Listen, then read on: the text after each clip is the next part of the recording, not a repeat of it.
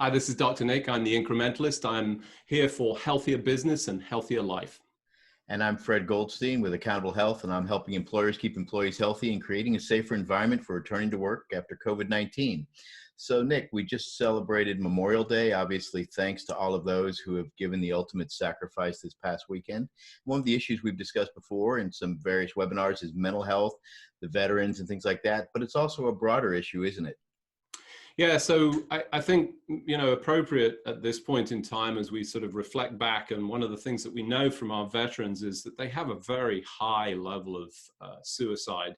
The 22 Kill Project talks about the number of veterans that are committing suicide. Enormously challenging problem that they come back with issues from war, theater, and so forth. And the reason that's relevant to the COVID-19 is that this virus, this pandemic, and importantly, the social isolation. So one of the reasons that I continue to sort of try and push and say, let's talk about physical isolation, because I think it's a different approach. We don't want to be socially isolated. We want to be physically isolated in this 6-foot process.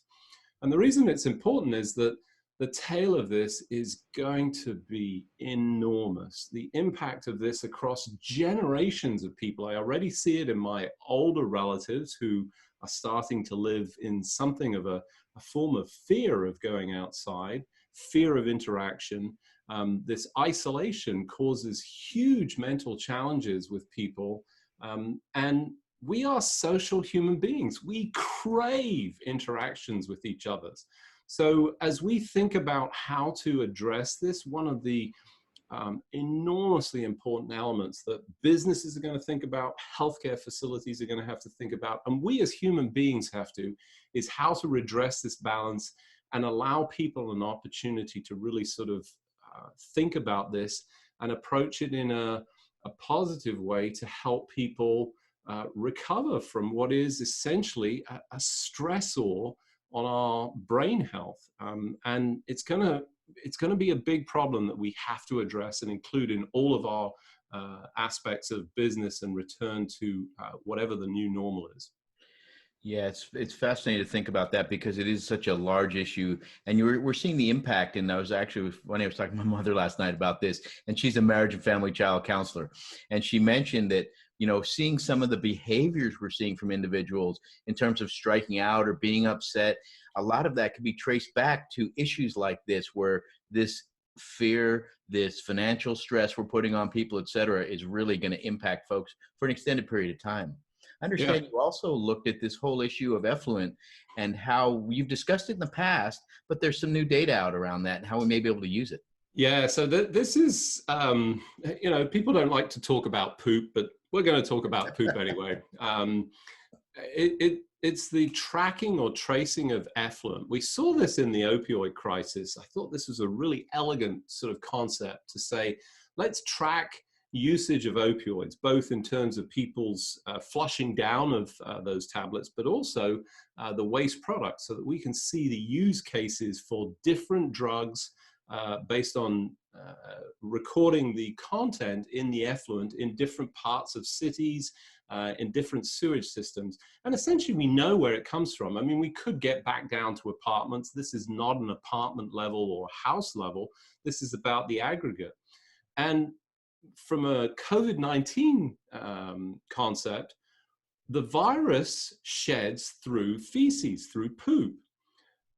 That's fantastic news, because what it means is we have a marker of this virus in people that have the disease. So if we track that and can trace it back, and what this study, it's pre-published, so it's not been peer-reviewed yet, but in the initial review, it seems to show, wait for this, a 1-week alert on a community that is showing viral shedding in poop.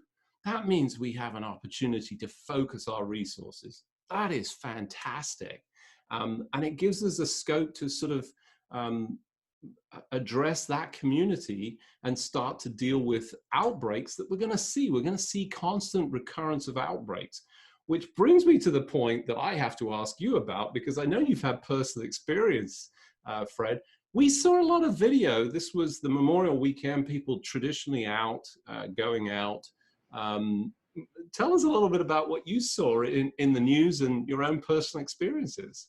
Yeah, it was fascinating. So, as many people saw this weekend, the places opened up for Memorial Day. It's typically the day you're out on the water, take your boats, hit the beach, go to the island, go to the lake, and everyone saw. I think most people saw what happened in the Ozarks. Really big parties, no social distancing, no masks. Daytona saw this, and Tybee Island was actually mentioned in the news as part of this. And I happened to go to Tybee Island this weekend, not to go hit the beach or anything, but there was a little kayak store up there we like. It's actually set up like a giant garage or warehouse. Not a lot of people there. So my wife and I, my son went. We had our masks on, but the people in Georgia did not. And Tybee Island obviously had a lot of folks. I saw tables set up outdoors, but they were too close. There were no masks. I saw actually waiters or waitresses. Some were wearing masks, some not. Some were wearing masks on their mouth and not their nose. So, but I would estimate after going through Georgia that fewer than 5% of the people there are wearing masks at all. It was unbelievable. There were some places where there were none. Wow. And most people on this walking around didn't have any with them, etc. So as the clearly non-American, although I have the privilege of U.S. citizenship, but I have an accent that people can tell. This concept of it's un-American to not wear a mask. Let me tell you, in the pandemic of the Spanish flu, the 1918 flu, San Francisco ran an advert, full-page advert, wear a mask, save a life. This is not about your life, it's about the people around you. It's a respect for the people around you. And I have respect for people by wearing a mask, and that's a reciprocal arrangement. And I think that's what people need to understand. This is not an imposition of rights. Yeah, I think it's, as you said, it's about taking care of others. I think in some communities, maybe we've lost a little bit of that. In other communities, I think you'll see it really at a high rate. And we see that around the country. It does vary greatly. And that also points to something else I wanted to get to this week, was Mark Cuban had done this study. He was very concerned about reopening and what's going to happen with that. And he decided, given his wealth, et cetera, and interest in this, that he was going to hire a company when they opened in Dallas. And he hired a company that checked on 1,000 businesses and called them all. And they determined 360 of that 1,000 were going to open that first weekend in Dallas. And as part of that opening, he then sent out through this company secret shoppers. And you can find this on his blog at blogmaverick.com.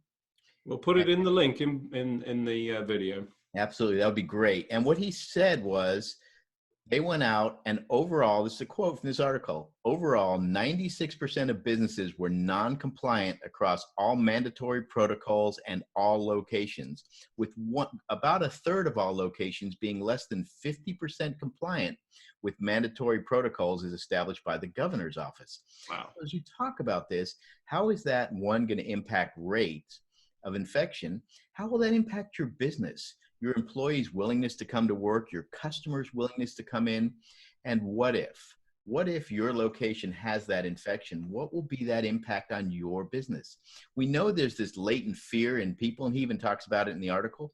We need to, as businesses reopen, address that with our customers and our employees. What are we doing to keep you safe? To deal with that latent fear, to reduce that stress and anxiety that people are feeling that you talked about earlier.